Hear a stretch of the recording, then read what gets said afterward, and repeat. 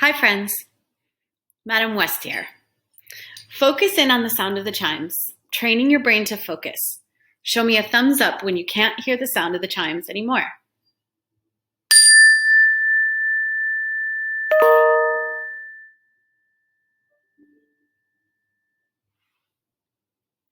The better you can focus, the better you'll be at being your most ready to listen, ready to learn, and being the best student you can possibly be.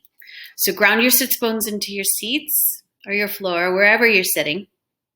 Pull your shoulders back, tall and straight. Let's take 3 deep breaths. Ready? Inhale. Exhale. Inhale. Exhale. Inhale.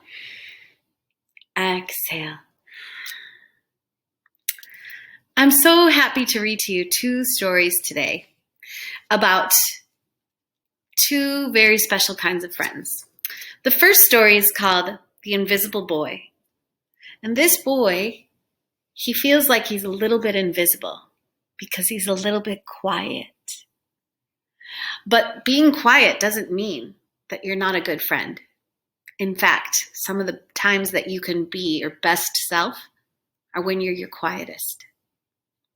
The second book we're going to read for you today is called The Rabbit Listened.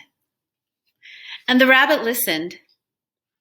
The rabbit listened to this little boy. This little boy was having a problem. And sometimes the best thing you can do is not to try to fix a problem, but just to listen. So I want you to find your own quiet self and cultivate the calm that's in your body as you listen to these 2 stories of a quiet kind of friendship. The Invisible Boy by Trudy Ludwig.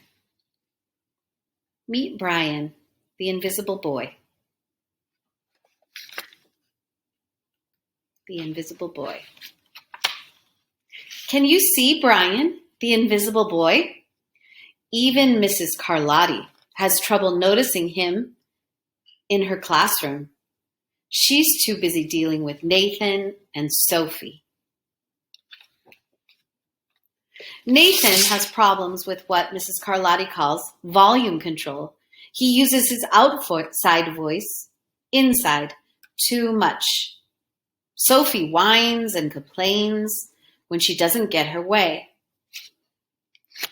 Nathan and Sophie take up a lot of space. Brian doesn't. When the bell rings for recess, Micah and JT take turns choosing kids for their kickball teams. The best players get picked first. Then the best friends of the best players. Then the friends of the best friends. And only Brian is left, still waiting and hoping. JT glances in Brian's direction and just as quickly looks away. We've got enough players for each team, he tells the others. Let's play ball. How do you think Brian feels right here? In the cafeteria, Madison and her friends talk about her birthday party. The rope swing over the pool was awesome, says JT. Yeah, so was the water slide, adds Fiona. That was the best pool party ever. I'm glad you guys had fun, says Madison. Everyone except Brian. He wasn't invited. I want you to notice how the illustrator puts Brian in black and white and how that makes you feel about him being invisible. At choice time, while the other kids play board games and read, Brian sits at his table doing what he loves to do best. He draws fire-breathing dragons, scaling tall buildings. Thank you for toasting my marshmallow. Space aliens locked in intergalactic battles, or greedy pirates digging for treasure. And superheroes with the power to make friends wherever they go. On Monday morning, Mrs. Carlotti introduces Justin, a new student, to the class. Brian smiles shyly at him. Some of the other kids sneak looks at Justin, trying to figure out if he's cool enough to be their friend. They haven't quite made up their minds yet. At lunch, Madison and JT watch Justin eat with chopsticks. "What's that?" asked Madison as she points at Justin's food. "It's bulgogi." "Bul what?" "Bulgogi. It's Korean barbecue beef. My grandma made it for me. It's really good. Do you want to try some?" "There's no way I'd eat bulgogi." And the kids laugh, all of them, except Brian. He sits there wondering which is worse, being laughed at or feeling invisible. The next day, when Justin goes to his cubby to put away his backpack, he notices a piece of paper with his name on it. "Justin, I thought the bulgogi looked good." "Brian, yum." At morning recess, Brian finds a piece of chalk on the ground and starts drawing away. "You're Brian, right?" "Yeah." "Thanks for the note." Now notice the color of Brian as he starts to get a little bit less invisible. "Hey, Justin," Emilio calls out from the tetherball court. "You're up next." "Sorry, I gotta go," says Justin. "By the way, that's a really cool drawing," he adds just before taking off. Back in class, Mrs. Carlotti asks the kids to team up in 2s or 3s for a special project. The kids scurry around the room to pair off, and Brian heads towards Justin. "I'm already with Justin," says Emilio. "Find somebody else." Brian looks at the floor, wishing he could draw a hole right there to swallow him up. "Mrs. Carlotti said we could have up to 3 people in our group. Come on, we're only 2. Emilio, let him work with us." "Okay, I guess." Mrs. Carlotti gives the class directions for the project. "Your assignment is to work together to write a story about what you see in that photograph. Use your imagination and have fun."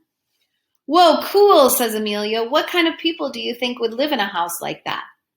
"I don't know, but I bet Brian could draw them to go with our story," said Justin. Brian smiles as he takes out his lucky pen. Do you think Brian still feels so invisible?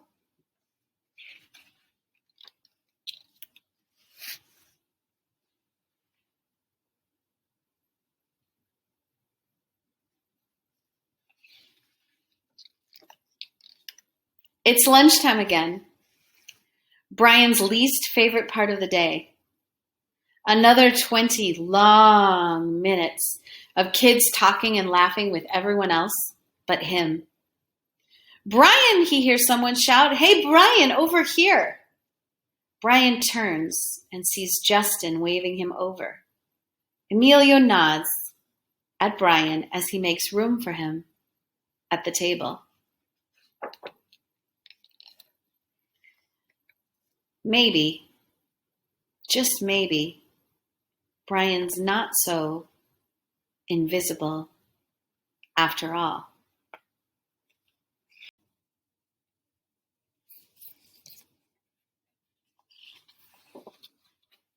The rabbit listened. One day, Taylor decided to build something. Something new. Something special. Something amazing. Taylor was so proud.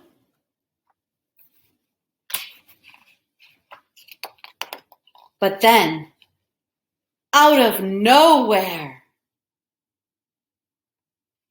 oh no, things came crashing down. Has that ever happened to you? The chicken was the first to notice.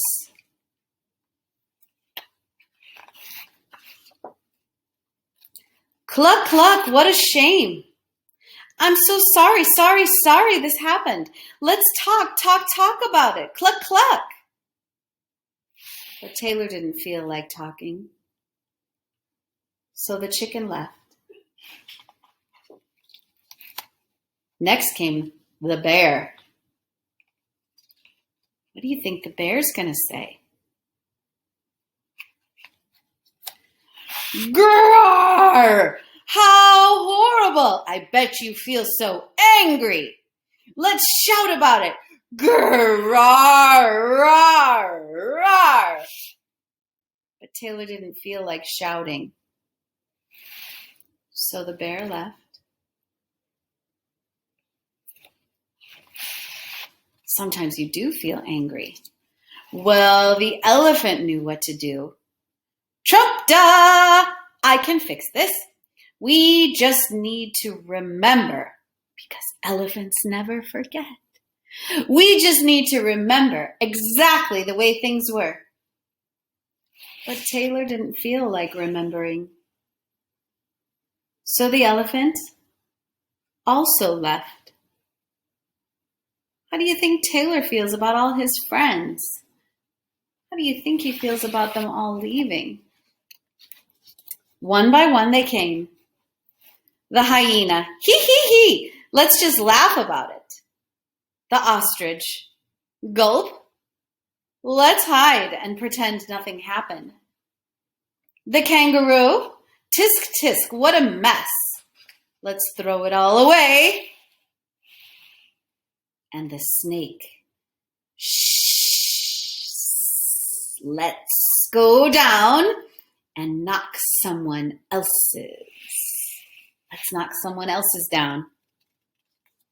But Taylor didn't feel like doing anything with anybody. So eventually they all left. Until Taylor was alone. In the quiet, Taylor didn't even notice the rabbit. But it moved closer and closer until Taylor could feel its warm body.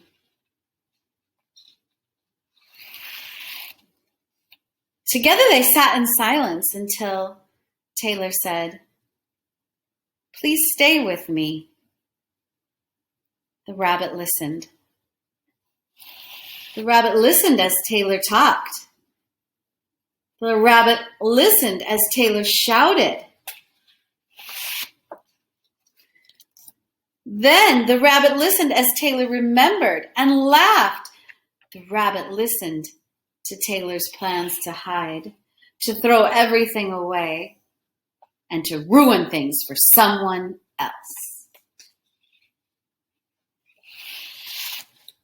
Through it all, the rabbit never left. And when the time was right, the rabbit listened to Taylor's plan to build again. "I can't wait," Taylor said. "It's going to be amazing." Thanks for listening to our 2 stories, friends. What do you think about the characters in our books today? What do you think about what kind of a friend Brian was? How was Justin a good friend to Brian? How was Brian a good friend to Justin? And how did Brian, being a little bit more invisible, help him to be a good friend? Was Brian a good listener? We know that the rabbit listened to Taylor in this story. How was that being a good friend to Taylor? What kind of things did the rabbit do to listen to Taylor? How do you think Taylor felt when his other friends left him? How do you think Taylor felt when he made plans to rebuild. What kind of things are you going to do today to be a good friend? I hope you have a great rest of your day.